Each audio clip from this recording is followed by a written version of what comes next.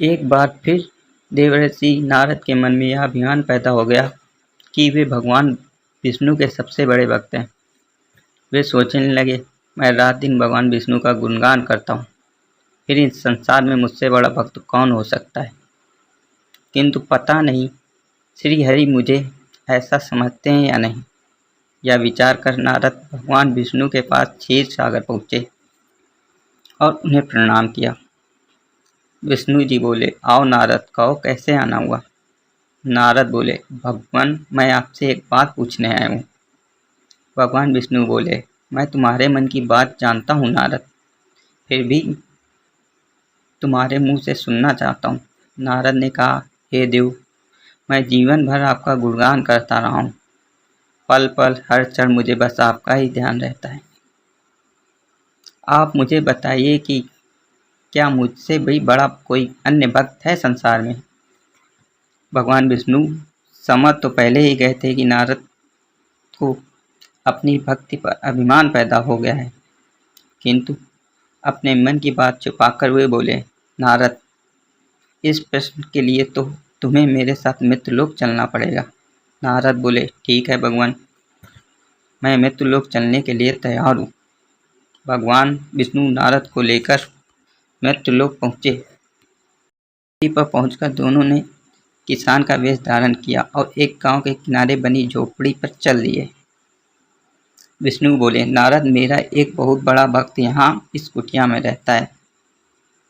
आश्चर्य है, क्या मुझसे भी बढ़कर किसी भी भक्ति हो सकती है। नारद के मुंह से निकला, क्या यह मेरी तरह आपका ध्यान लगाता रहता है। आप स्वयं ही जान लेंगे, विष्णु ने कहा और उस कुटिया की ओर बढ़ गए।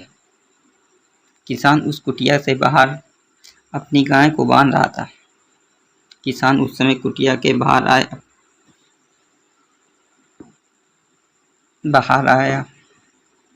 उसके मुंह से हरि गोविंद का स्वर निकल रहा था। किसान वेशधारी विष्णु ने उसके निकट जाकर नारायण नारायण कहा तो किसान ने विनीत स्वर में कहा, आप कहाँ से आए भाई, मेरे लिए कोई सेवा हो तो निसंकोच बताइए।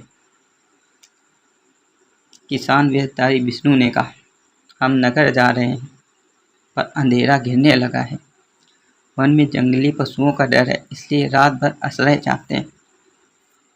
किसान ने प्रसन्न भाव से कहा, मेरी कुटिया में आपका स्वागत है और जो रूखा सूखा मेरे घर में है वो आपके लिए हाजिर है। भगवान ने मुझे आप लोगों की सेवा करने का अवसर दिया, बड़ी कृपा हुई उनकी। बाहर दल्लान में एक खटिया पर दोनों बैठ ठाकर किसान अंदर गया और पत्नी से कहा, देवी अतिथि आए हैं। किसान की पत्नी उस समय अपने बच्चों को भोजन परोस रही थी। धीरे से आटे का बर्तन दिखाते हुए बोली, घर में इतना सा ही आटा है और ये बच्चे भोजन मांग रहे हैं। किसान बोला, कोई बात नहीं, हम अतिथियों का भरपेट भोजन कराएंगे। तुम बच्चों को आज कांजी बनाकर पिला देना। नारद और भगवान विष्णु ने उन दोनों का सारा वार्तालाप सुना, फिर भी परीक्षा के लिए भोजन की थाली पर बैठ गए। जब दोनों भरपेट भोजन कर चुके तो नारद सोचने लगे, यह सीधा साधा गृहस्थ भगवान का सबसे बड़ा भक्त कैसे हो सकता है। इधर श्री हरि ने किसान को और भोजन लाने की फरमाइश कर दी। बोले, मेरा पेट अभी नहीं भरा और भोजन मिलेगा क्या। किसान रसोई घर में गया और पत्नी से जाकर पूछा, कुछ और भोजन बचा है क्या। पत्नी बोली, बच्चों के लिए कांजी बनाई, बस वही शेष है। विष्णु और नारद वहाँ भी पी गए। किसान और उनके परिवार को भूखा ही सोना पड़ा। भूखे बच्चे माँ का आंचल थामे कह उठे, माँ नींद नहीं आ रही, मुझे बड़े जोरों की भूख लगी है। पिताजी ने उन अतिथियों को कांजी भी क्यों पिला दी। किसान के बच्चे रोने लगे। किसान ने बच्चे के सर पर हाथ फेरते हुए कहा, अतिथि को भोजन कराना स्वयं विष्णु भगवान का भोग लगाने के समान है बेटा। बाहर दलान में दोनों अतिथि बाहर अलग अलग बिस्तर पर लेटे हुए थे। भगवान विष्णु ने कहा, तुमने सुना नारद, किसान और उसके परिवार को भोजन नहीं मिला, फिर भी वह मेरा गुणगान किए जा रहे हैं। यह तो कुछ भी नहीं, मैंने तो कई दिनों तक भूखे रहकर आपका स्मरण किया है, नारद बोले। अगले दिन सुबह उन्होंने देखा किसान भगवान विष्णु की मूर्ति के सामने कह रहा था, गोविंद हरे हरे गोपाल है, तुम सदा मेरे बस में रहो, तुम सदा मेरे मन में बसे रहो, बस मुझे और कुछ नहीं चाहिए। फिर दोनों अतिथियों से बोला, हरि की बड़ी कृपा है, वही जग का रखवाला है, प्रभु की दया से रात में कोई कष्ट तो नहीं हुआ। जब तक आपका जी चाहे तब तक आप दोनों यहाँ रहें, मैं खेत जा रहा हूँ। किसान वेशधारी श्रीहरि बोले, हम भी तुम्हारे साथ चलेंगे यदि कोई आपत्ति न हो तो।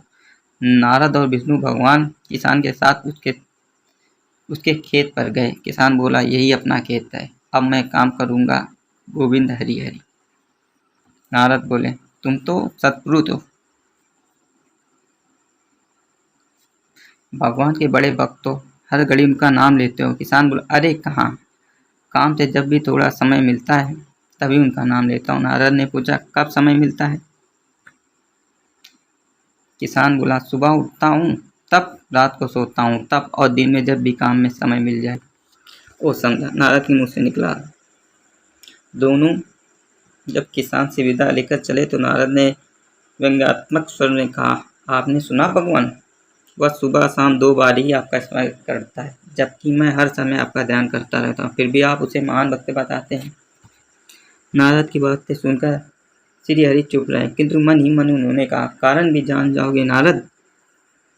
किसान ने एक कलश में तेल, विष्णु ने एक कलश में तेल लबालब भरकर नारद को दे दिया। बोले, नारद इसे अपने सिर पर रखकर बिना हाथ लगाए सामने वाली पहाड़ी तक ले चलो। ध्यान रहे कलश में रखे तेल की एक बूंद भी जमीन पर न गिरने पाए। नारद बोले, यह कार्य सहज तो नहीं है। यह कहकर नारद ने कलश सिर पर रखा और पहाड़ी की ओर चल दिए। पहाड़ी तक गए और लौट आए। नारद बोले, ठीक है। विष्णु बोले, लौट आए नारद, ठीक है, अब बताओ कि इतनी दूर जाने में और आने में तुमने कितनी बार मेरा स्मरण किया? नारद बोले, एक भी बार नहीं भगवान, करता भी कैसे, मेरा सारा ध्यान तो तेल और कलश में लगा हुआ था। श्रीहरि बोले, तब तुम ही सोचो, वह किसान दिन भर कठिन परिश्रम करता है, फिर भी 2-4 बार मेरा स्मरण करता है, और तुम एक भी बार मेरा स्मरण नहीं कर पाए। विष्णु की बात सुनकर नारद के अंतर चक्षु खुल गए। वह श्रीहरि के चरणों में गिरकर बोला, मान गए प्रभु, जो संसार के झंझटों में रहकर भी आपका स्मरण कर ले, वही सबसे बड़ा भक्त है। ओम श्री हरि।